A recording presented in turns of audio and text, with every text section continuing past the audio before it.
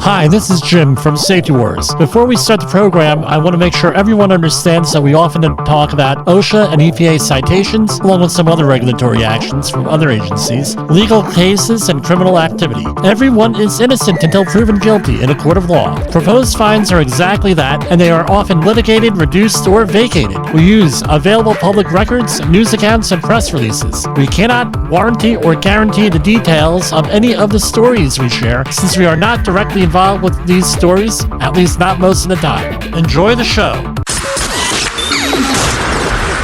This show is brought to you by Safety FM.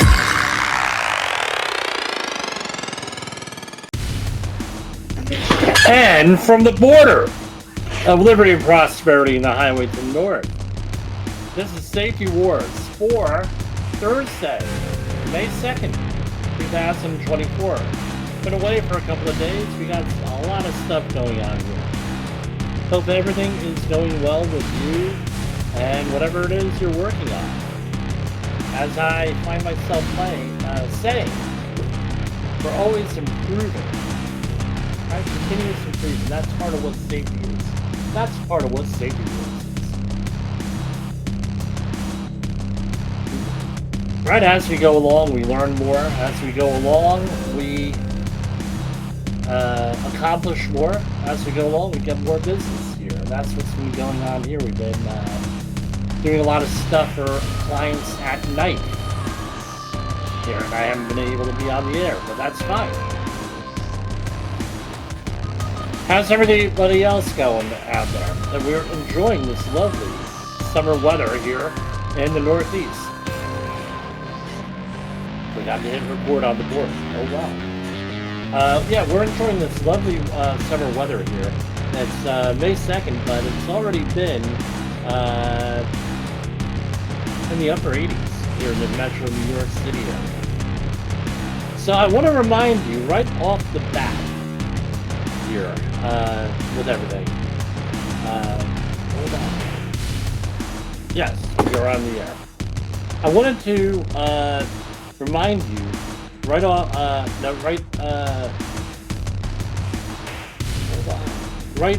off the bat here. There is something called Fall Protection Week, and it is starting next week, Monday through Friday. So if you're in the metro New York, New Jersey area, as I contacted my clients and I got a couple of hits. If you are in the metro New York, New City area,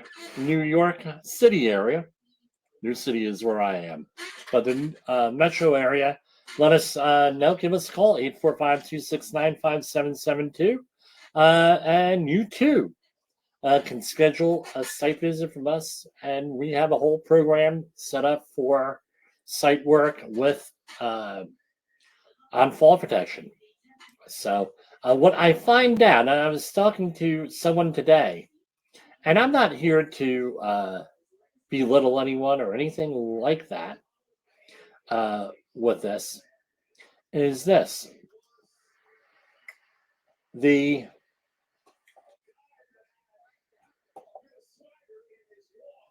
quality of fall protection training out there, it's a big deal. It's waning. It's I go and do some of these fall protection classes, and you go out there and it's like the people are like, I was never told this. I was never told that. I didn't know about this. And it's on basic fall protection. For example, fall protection distances. Right? So you have a 6-foot shock absorbing, or they call energy absorbing lanyard.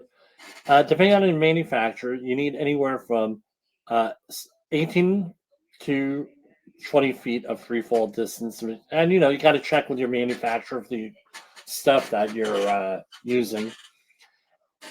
All right. How is it that you're in the business, you've taken classes for 30 years and training for 30 years, and that you never heard of? And the guys, I said, look, are you pulling my leg? Are you serious? No one ever told you this? They said, no. And they said, well, prove that this is what it is. And I said, well, here's what equipment are you using? They said, we're using X, Y, and Z equipment. Well, here's the handout on that fall protection equipment right here. because I'm prepared, because I know this is the kind of pushback that you get, but it's not really pushback, it's a question, and we'll answer questions here all day long. I have no issue with that. I have no issue with talking to people, in case you hadn't noticed. And you go out there, and oh, here it is. Oh, wow. Why didn't anyone tell us that? I don't know. And then we get into the whole thing is one of these things. What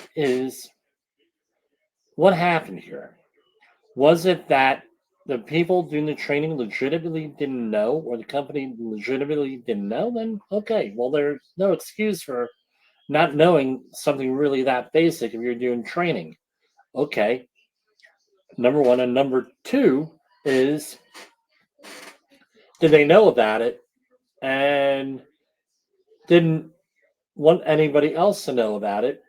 Because then that means that they would have had to go to a 6 foot or 9 foot or shock, no, self-retracting lanyard of some type. There's another term for it nowadays, right? But does that mean that? What's the difference? So with a 6 foot shock absorbing lanyard, you could, back in the day, I mean, the most egregious violation with this was in 2005. Back in the day, the bidders on the job on a certain project I was involved with, they said, we're going to bid the job, so everyone has 6 foot shock absorbing lanyards and harnesses. When the appropriate thing to have was probably a fall, the work positioning or fall restraint system, with or without a shock absorbing lanyard, depending on your configuration, or a self retracting lanyard. What's the difference? 6 foot shock absorbing lanyard, $45. The other types of lanyards, $100 on up, even 15, 20 years ago. So the people bidding the job, they of course are going to go with the cheaper option. Well, guess what? They got a company on site, and that company doing the environmental management and the safety and the construction management. They said, "Well, why aren't your folks in shock and self-retracting lanyards?" Well, it was bid out for this. Now you're telling us we need this. And then they came up with all different silly rules, some of which I mentioned here in the distant past. Like anytime you leave the ground, you have to wear a harness and a lanyard. Well, not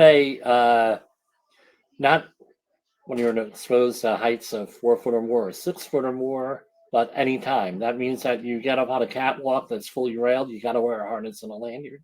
Doesn't make sense.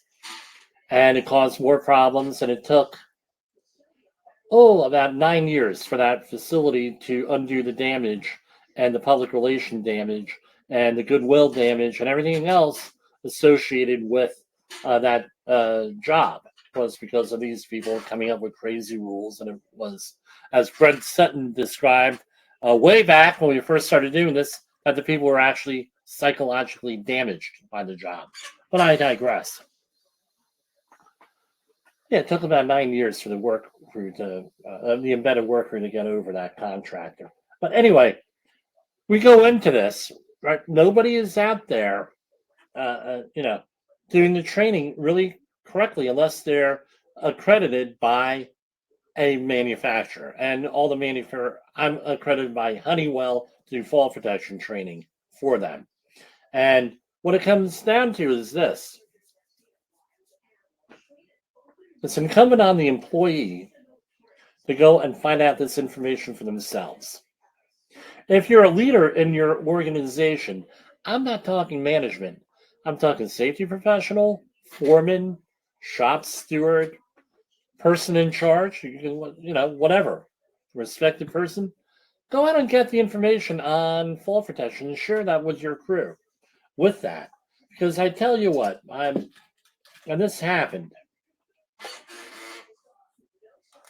I was involved in one fall protection situation where there was a fatality. It was actually two. One of them was one fatality. The other one was multiple fatalities. I got called in to do the accident investigation and implement new safety programs because of them. And everybody is so upset. Oh, I loved this person. I love this person. I'm going to miss this person. And later on, maybe it's my jaded point of view on some of these things. I said, well, did you love the person enough to stop them from doing something dangerous? And that's a big ask for a work crew to go up to say to someone, hey, maybe you want to tie off to that. That's a big ask. Why? Because they are not the supervisors. They're not the foremen. They're not the competent persons. They're not this. They're not that. I've had a situation with another friend of the program where somebody he pointed out a safety issue to someone, and the person said to him, "Believe you, I taught you how to work. You don't tell me how to work." So you know what his response was? Good. I'm never telling you anything about safety ever again. You can do whatever you want. You get killed, I'm not going to have a problem with it.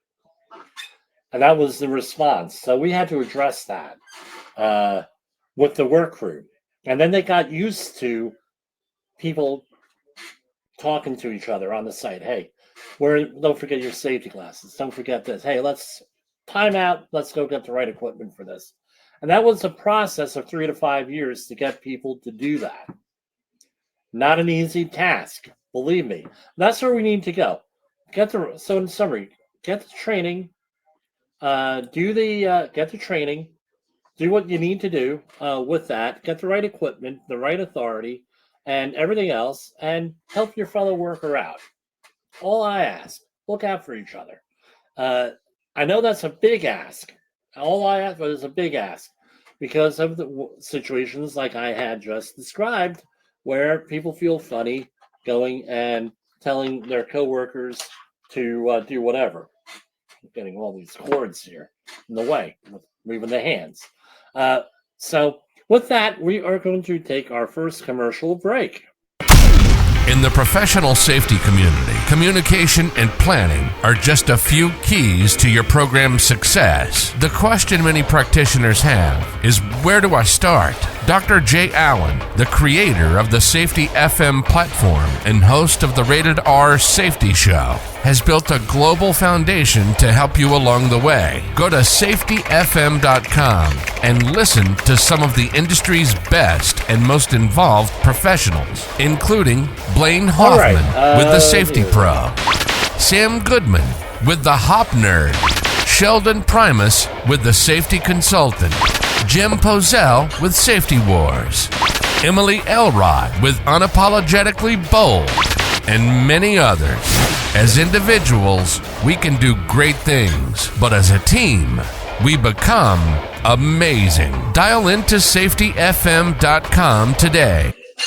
All right, I don't know if that's coming over YouTube. For whatever reason, I have to put this stuff in post-production on here, any of these advertisements and everything. I apologize for that because there was like a long pause and everything else. I haven't been able to clear that up, but we're going to be getting on to new software here in the very near future, like next week on this. I haven't had time to set it up. All right. So I know on the live stream on Safety FM, it always comes across, not so much elsewhere. All right. So I want to talk about one thing, about something. Our main topic here, I try to knock that out at the beginning, is not fall protection today. It is risk. You're going to say, well, Jim, that's like a real boring topic, risk. We're going to talk about risk. Yeah, we're going to talk about risk here. And it's something that we always talk about, but nobody really knows how to define what exactly risk is. And it's really important. Now, and this has wide-ranging application. So why does that have real simple? Risk is what we've been talking about, especially with the Columbia and now nationwide protests here at the universities on the whole Palestinian and Arab-Israeli conflict. We'll leave it on that. So I have some opinions on it. I'm not going to really go one way or the other because we have listeners all over the place on this. That's not the purpose of my comments here. And it's also risk when it's in the workplace. So let's talk about it. We've talked a little bit about this. So this, and again, I use the government websites for this just so I don't get whacked here, so I can have a nice visual here. And it's not from me, it's from the government. Right. What is the definition of risk? And this is from the Computer Security Resource Center, and it doesn't really matter what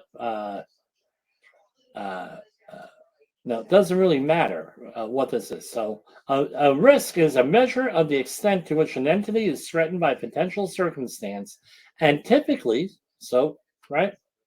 a function of, so risk is a measure, and it's a function of, versus, the adverse impacts that would arise if the circumstances or event occurs, and 2, the likelihood of occurrence. So what that translates into the hazard matrix table. Where is the hazard matrix table? And it looks like I deleted it. So we're going to go into the hazard matrix table, and as always, government, thing. And this is what we have. Is this the hazard risk assessment code matrix? Now, if you're in studying for standardized exam in safety, this is part of the body of knowledge. All right, and that's really much. I'm sworn to secrecy like everybody else, but I'm going to tell you this is probably something you should study because on some of the exams, they're all randomly generated. This is significant. On some of the other exams, it doesn't even come up.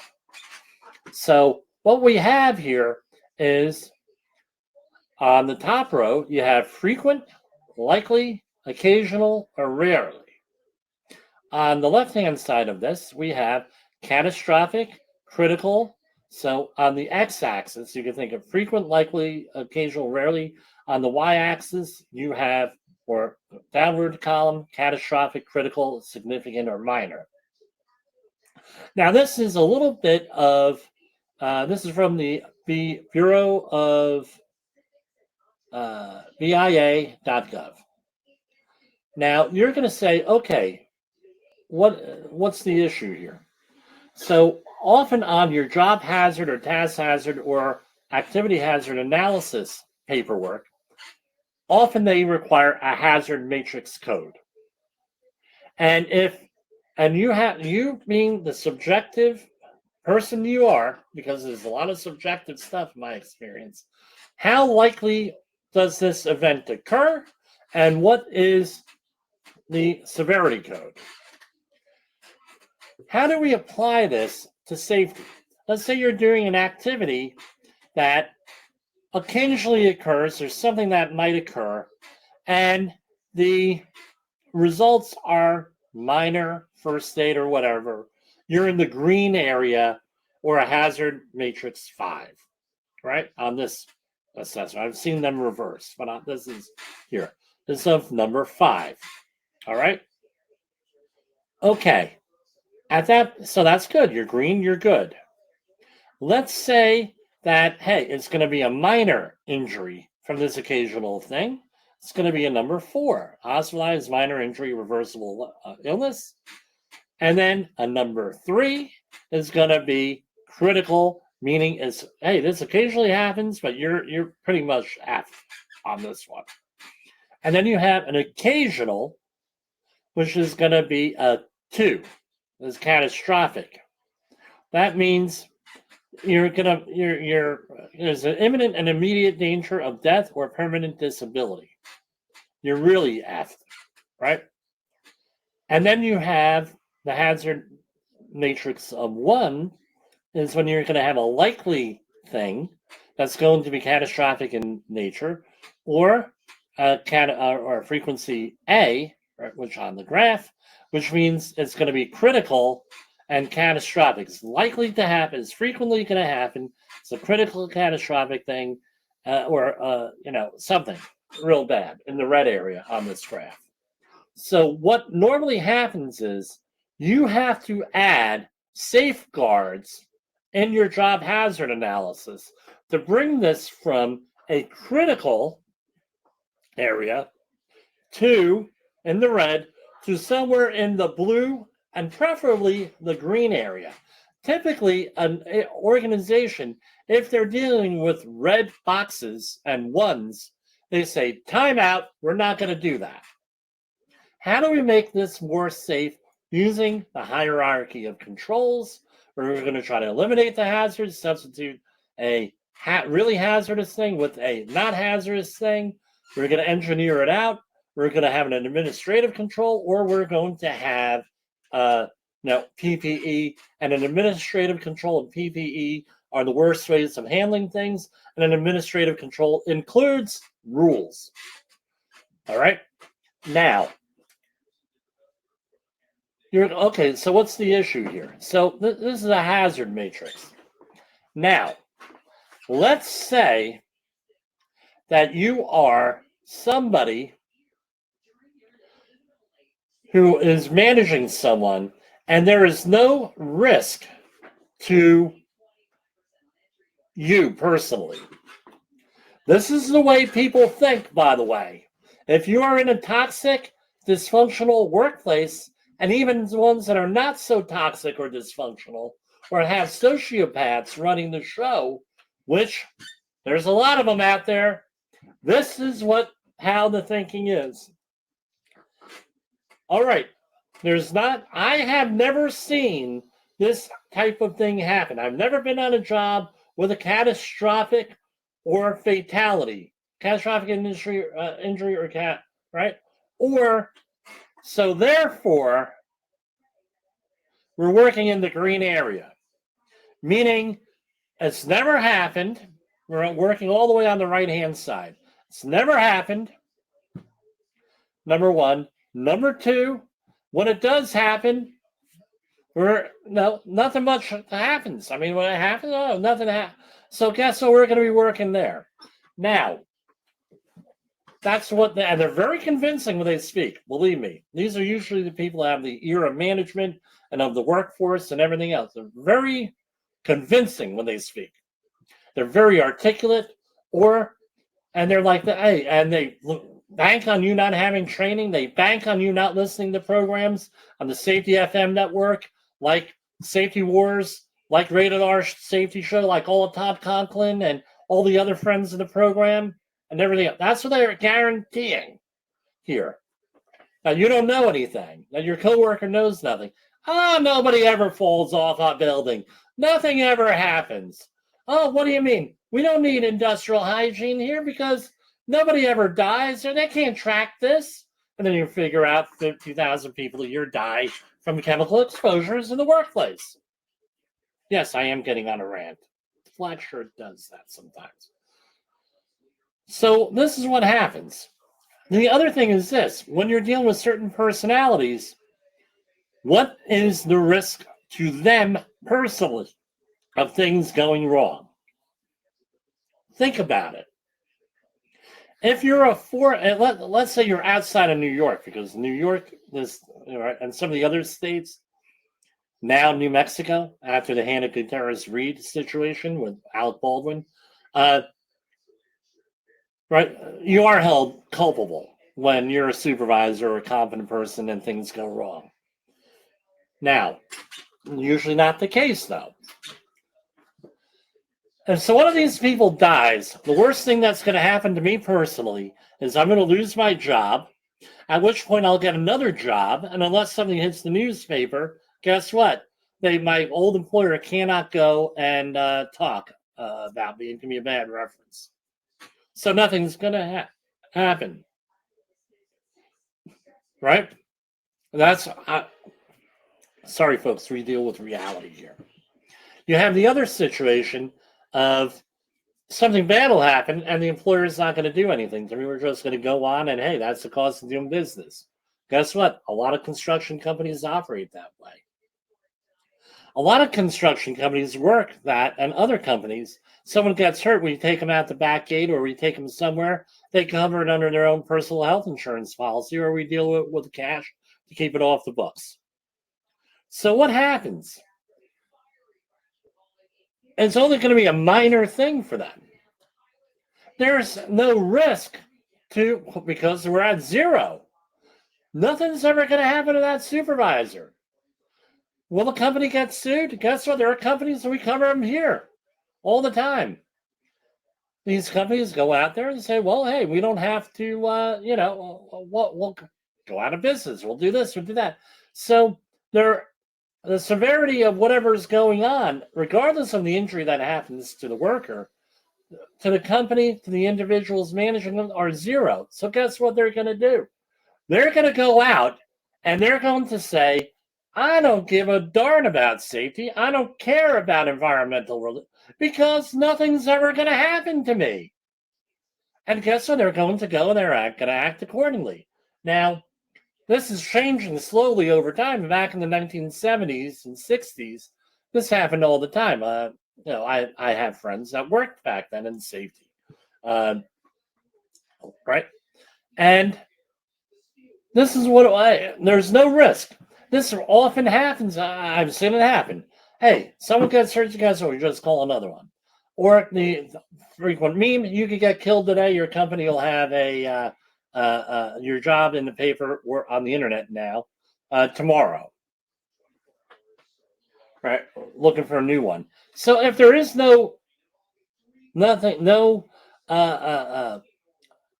consequences, there is nothing in there. They don't care. They don't have a conscience. Guess what? They're going to act accordingly. Now, and that's for companies to address and other people. Now, we've had to deal with in this country in the last month, since October 7th, and it doesn't matter where you are on the spectrum. Remember, former political activists, right? How do these protests factor into here? For or against doesn't matter because we've seen it go both ways here. You are an organizer, and it was in the paper widely reported today. Widely reported today, all over the media, that 40 to 60% of the people getting arrested in these protests are not students, faculty, and have no affiliation with the universities. So here's the question for you. What's the risk to these people? A lot of them, and I and it used to be, well, there's no such thing as this, and then you show people the advertisement on Craigslist looking for people to protest, blah, blah, blah, blah, blah, $10 cash an hour. People show up. And you see these things, but that doesn't exist. That's called another thing called gaslighting. Or you're somewhere in a locale, like you're at an establishment, and hey, Jimmy, come on over to this protest. It used to happen to me all the time in Washington, D.C. Go over this, and it's like, oh, okay, let me go over and see what's happening. And then it's like, oh, shit, I don't want to be here. And you leave, and you make sure you leave. And why? Because my risk came into this. What did I say? I think that something's going to happen here, likely, and I think it's going to be really serious or catastrophic, 2 or 1. So guess what? I'm not going to go in after that, into that situation. So January 6th was in this case. I had people calling me up I hadn't heard from in 10 years. Jimmy, come on down to Washington. And I said, look, there's likely going to be a problem there, and the effects are going to be critical. Guess what? I'm not doing it. I don't think you should do it either. So the persons that are getting paid here, and this is organized on each side here, All right, the organizers, there's zero risk to them because they're sitting behind a microphone. They're sitting, behind a microphone. They're sitting up 30, 40, 50 miles away. Guess what? They're okay, yeah. Charlie, go down and do this. Frank, go down and do this. Shirley, go down and do this. Guess what? They're removed from the risk. They're not the ones getting arrested. They're the ones that they're running those GoFundMe pages. Fund our activity. Do this. Collecting donations. They're living. We're in the 900. This is why I got out of politics. They were in the $900 suits, driving a Mercedes. They're 23 years old. They're an activist. They're getting paid. They're on someone's payroll, or they're borrowing the cars. And then you're out there driving your 4 or 5 year old vehicle. No, your $200 suit, and this is what it is. They're over there drinking their Starbucks and everything else, while everybody else is doing the grunt work. And this is not Jim being angry here. This is what reality is. Now, you have all these people getting arrested. They're in there doing whatever. Right? And they're the ones getting arrested. It goes both sides, it turns out, the last week. They're in there, and what happens? Think about it. Some of them, they're in their senior year. They're in their junior year. They're looking forward to getting the hell out of college. Thank God. Not paying those bills and everything else. They go and they get arrested. Now they have a criminal record. I don't know how this is going to turn out, whether they're going to quit everybody or just say everybody go home or whatever. If they do that, then guess what? They're in the green area and there was nothing there. And guess what? Nothing happened to them. Guess what? They'll be back doing something else. If, however, they have a significant, critical, or catastrophic response to this, meaning that they've been fined, they now have a criminal record, they now went to jail. Guess what? They just ruined their future. And the leadership, what costs did they incur on this? What was their consequences? Not a lot. So this is, like I said, this is broad based. So now you get arrested, you get convicted of something, and this is going through with the January 6th things, where people are getting, all different types of shenanigans going on here. A lot of this stuff, according to some attorneys I've spoken to, these cases, some of them are going to get thrown out of court. But the person spent all this time waiting for trial in jail and all this money on attorneys. So guess what? And again, those organizations you're protesting for aren't going to be paying for your attorneys. And they're not going to pay for them because they're not allowed. An organization in the United States is really not allowed it's shunned that an organization is going to be funding illegal activity, potentially. That's not a good thing. That's not a tax deduction at that point. Now, I'm not an attorney. Don't check your attorney and accountant here. All right. Or I'm not a CPA. Go check someone else. But this is what it is. So what can't you do? You can't be a certified safety professional. You can't have some of the other credentials there. Any of the credentialing organizations, you have a felony or something like that on the books, guess what? You just eliminated yourself. You're going to school to be a doctor, lawyer not so much, but a doctor, anything with a credentialing, guess what? You can't be that anymore. You go want to be an actuary, right? Another safety-related field. Potentially, can't do that. You want to be a licensed psychologist, psychiatrist? Might not be able to do that. Now you got a lot of explaining to do. And the list goes on and on and on. Plus, these people they spent 2 years out of school, they get thrown out of the school. Guess what? Now now they're not allowed back on campus. Try to get your transcripts. See how easy it is if you're going to go somewhere else.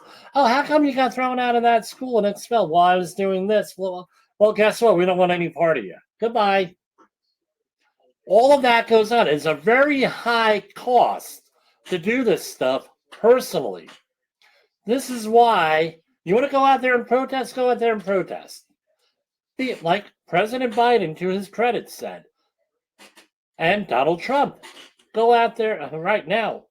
Hey, go out there peacefully, assemble, protest. We have them down here on Route 59 in Rockland County. They're protesting all day. Every Sunday afternoon, there's a protest. Going back for years on different issues. Go there, peacefully there. Police are there. They're going over to Starbucks, grabbing their coffee. They're hanging out with the protesters. Say, hey, don't let this get out of hand. Okay, Mr. Officer, we're not going to get... And it's all peaceful, and everything else. No issues. Then, at the end of the day, you may need a permit to do it. You may not need a permit.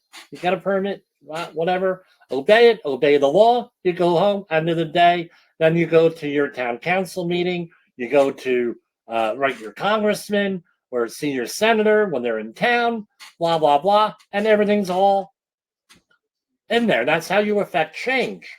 You want to really affect change. Then you go, and we talked about getting people on the ballot. And getting people elected and get out the vote. We've talked about this the last week of September last year. You do all this stuff. You don't go out there and say, we're going to break the law. Guess what? You go out there and you break the law, you'll never, ever get anywhere. Right? And what's the risk to the politician? The risk to the politician is getting votes that are against you, getting what we call primaried, meaning that we're going to run someone in the primary against you, and you're going to lose your whatever your thing is. And of course, that getting reelected is usually both sides a very high priority for most politicians. So, in summary, right now that I've been ranting here, who's in charge? Why are you doing what you're doing? If anything bad happens, are the people in charge going to be paying a price, or is it going to be you, the activist? Because I tell you what, if it's you, the activist, you can't overcome that. Very difficult to overcome that. And especially today with the cancel culture and all the other things that we have going on. I mean, shit on the internet doesn't die, people. You're going to be paying an awfully high price for what you do on this. And I know people get passionate and everything else. It just occurred to me also. What's the lifestyle of one of these professional protesters? I've known a lot of them. Known a lot of them over the years. What's the profile we're looking at? The profile that we are looking at are as follows. They own nothing because they've broken so many laws and done so much stuff that they owe people money. They owe, they may be on probation. They're trying to live as off the grid as possible, and they show up to all these things, right? They can't go, when they get arrested, they have no assets. So what's the judge going to do? Unless they throw them in jail, not too much. That's all part of the scheme. They live off of other people's prosperity and money. They are what we call, parasitic living. This is what you got to deal with. And it goes on, and they want to wrap you. If you're an excited or incorrigible or credulous or gullible person, inexperienced, they're going to play on those emotions. They're experts at emotion playing, and manipulating emotions, and you're going to be the one that's going to pay the ultimate price here. That's all I have to say on that. And we're going to continue to say this and reference this. I should probably take this out here and put it as an independent thing, and we'll go from there. And in the workplace, hey, if your supervisor, nothing ever happens to him when people get hurt or the company doesn't care, think about this risk matrix and consider what your next move is going to be. And we're going to go to our next commercial break. This is Safety Wars, broadcasting to our brothers and sisters in the occupied territory of behavior-based safety. Get out your secret decoder ring. Here is your nightly message. Learning is vital. Learning is vital. In a world where danger lurks in every corner, one man stands as a beacon of hope. Jim Polzel, a veteran safety expert with over 3 decades of experience, now bringing his knowledge to you with Safety Wars. Engaging, informative, and always relevant, that's Safety Wars. Join a safety revolution with Safety Wars, available on Spotify, Apple Podcasts, YouTube, and wherever you get your podcasts and videos.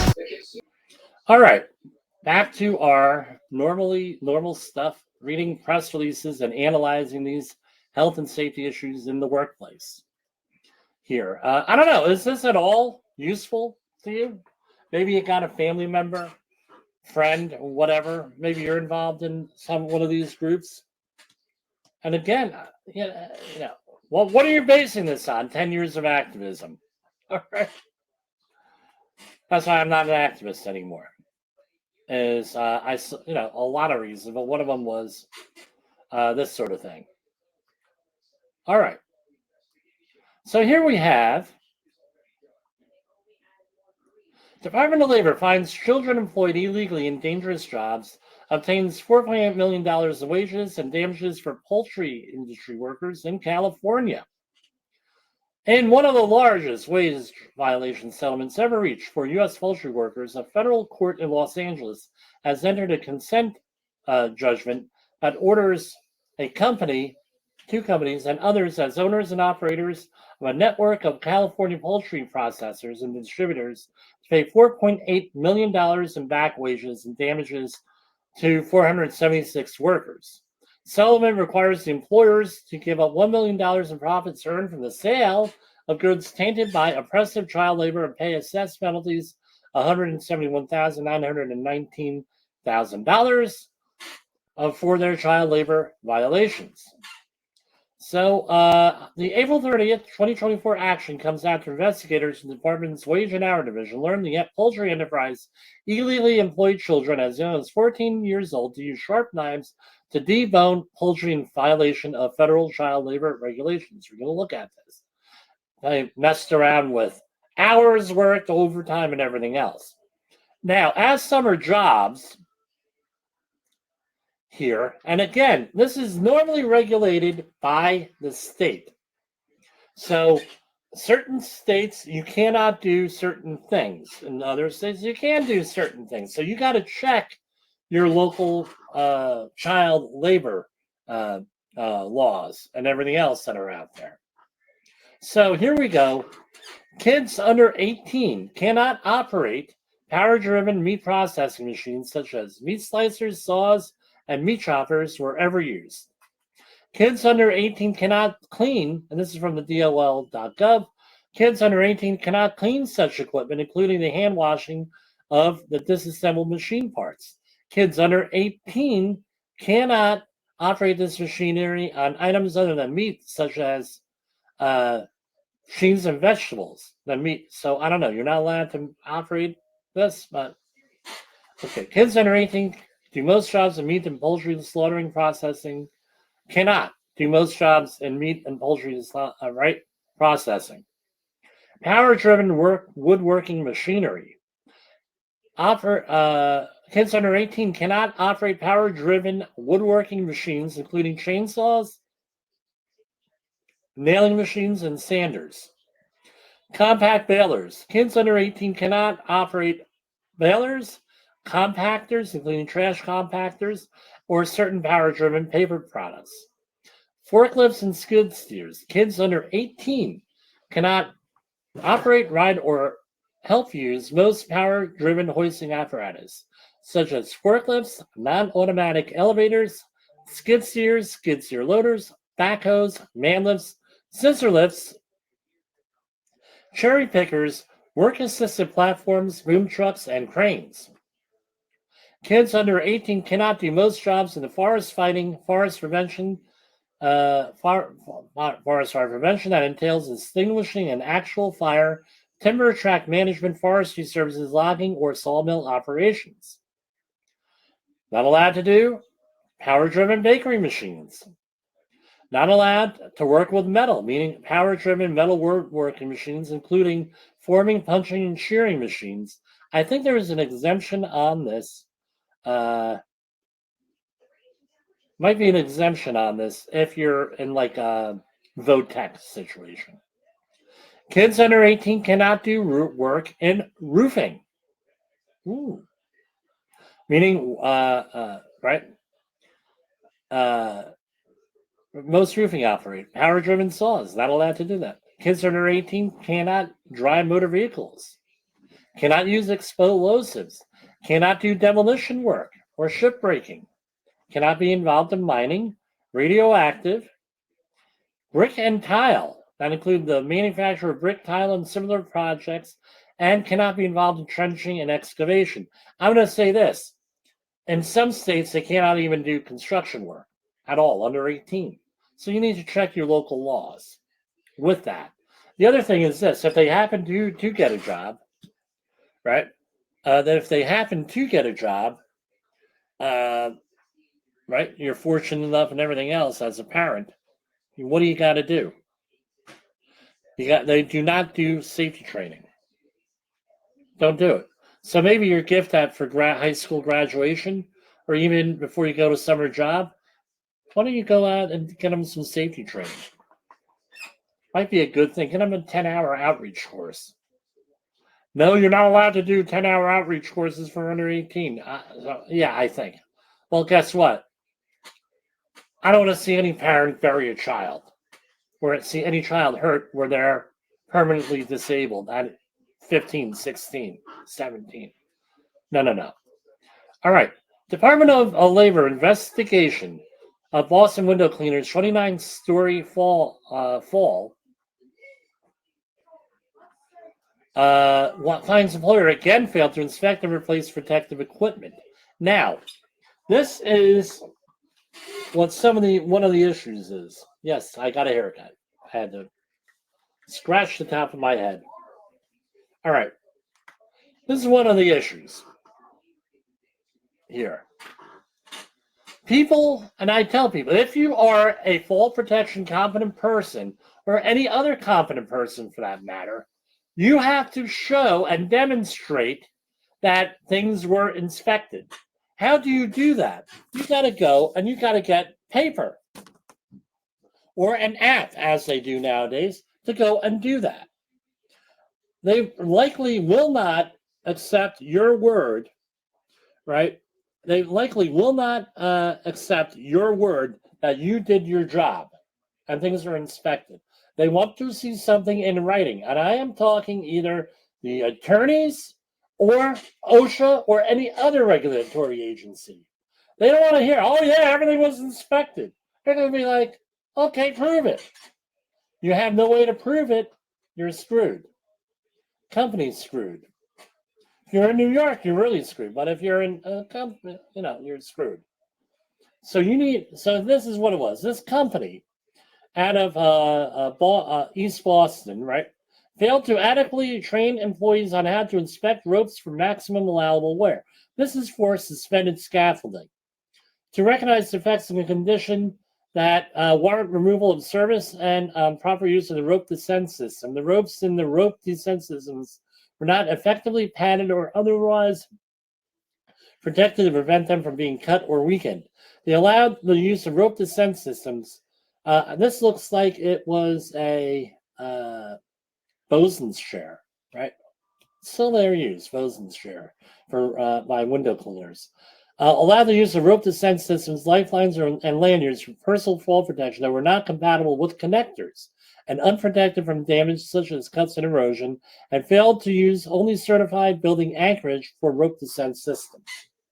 So you have to have appropriate anchorage points. They have to be certified, if not by a competent person, definitely by a qualified competent person, not Not some of the competent people we talk about here, where it's their first time on a construction job, they're getting paid $1 more an hour, and they're a competent person, they're signing all this paperwork, and then you ask them, what training and experience do you have? You're 22 years old, and they're like, this is my first construction job where I've been doing this for 6 months.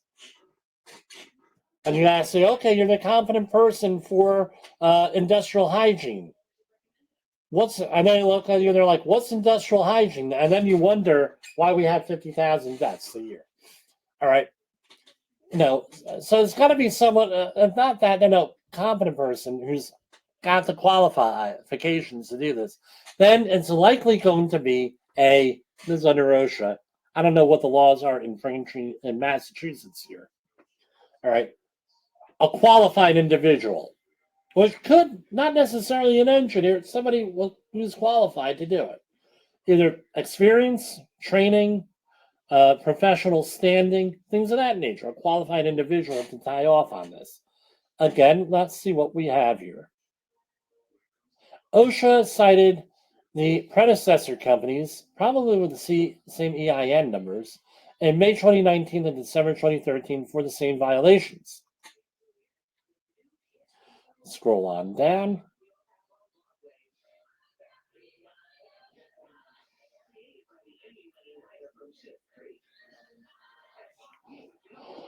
Citation 1, item 1. Serious. The employer did not ensure that no employee uses anchorage before the employer has obtained written information from the building owner that each anchorage point meets the requirements of paragraph B1I. This is under general industry. The employer did not keep the information for the duration of the job. So under OSHA, you have to have written information from the building owner. Could be a competent person. In this case, it could be a qualified person. But somebody has got to sign off on something. In this case, the building owner. Citation 1, item 2. The employer does not train each employee in the correct use of personal fall arrest, 1910-30. This is under general industry, $16,131. Citation 1, item 3. Serious. Again, those ropes not being protected, $16,131.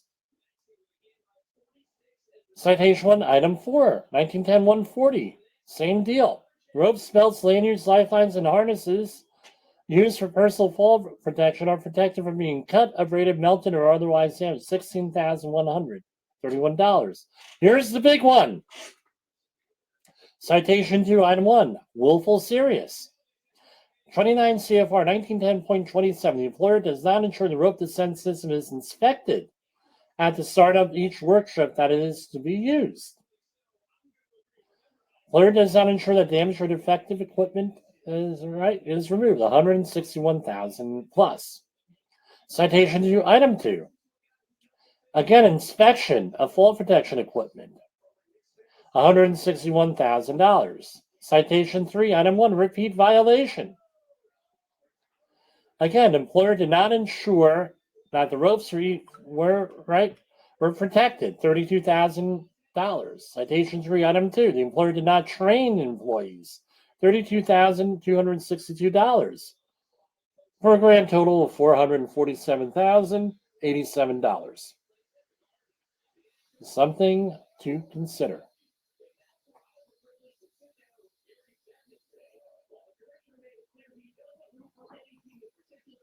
All right, that's what we got on that. And again, they did it again in 2013, where they got a de minimis fine of $3,000. Might have prevented, might have prevented a fatality here. Had this been a harsher fine, I'm sorry, with this. Well, our point is compliance and not punishment. Well, obviously this company didn't get it. And here we have another one back in 2019. A whole bunch of, again, de minimis penalties. Some of them aren't with the same thing. They didn't get the message. Just something you got to consider here. I mean, call your congressperson. U.S. Department of Labor finds Providence, South Carolina shipyard ignored federal measures that could have prevented a 41-year-old worker's fatal fall. I think they're warming everybody up for Fall Protection Week. So this is in a shipyard. Now, shipyard is a different animal because OSHA normally looks at what you are doing in a shipyard. So if you're like repairing a building in a shipyard, that's construction. If you're on a ship, that is a shipyard, 1915. They're going to cite you under that. Let's see what they do here. Citation 1, Item 1, 1915.82. That's the shipyard standard, 1915, where the only means of illumination on a vessel or vessel section, this is serious, was from lighting sources not part of the vessel or vessel section. The employer did not provide portable emergency lights. No emergency lights, $16,131. Citation 1, Item 2. The employer did not assure hard hat use to protect you from overhead. Now, I am not going to mention the employee's name here, but this is interesting though here. On or about November 11, 2023, inside a of the U.S. Naval Service, meaning it's a merchant marine ship, U.S. merchant marine, I believe, or a United States Navy ship, not a USS, but the United States Navy ship. A first lieutenant did not have temporary lighting or portable lighting being used is not adequate. I didn't know that they had jurisdiction here, but oh well, you learned something new. The employer nobody was wearing protective helmets. The same first lieutenant, right? Employees. I'm sorry, that is the ship, USNS. Okay, okay, that's the ship. I'm sorry, I'm getting mixed up here. A long day. All right, so this is the name of the ship, U.S. Navy ship, First Lieutenant Jack Loomis, right?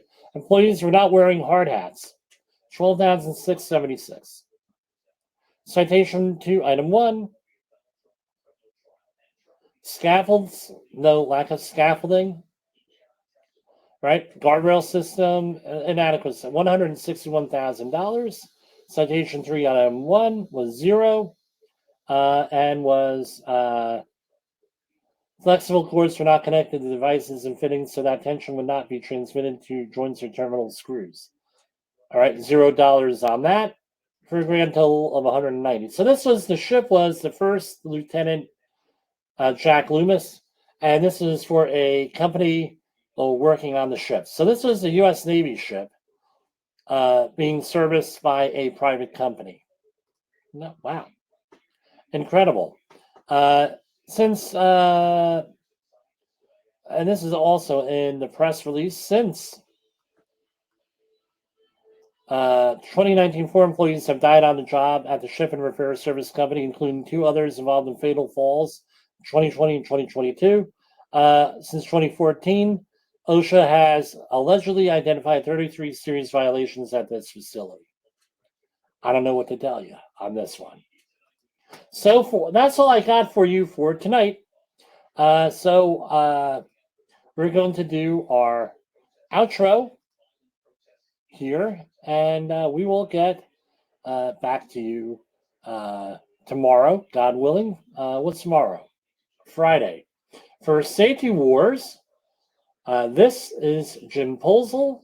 We will be seeing you tomorrow.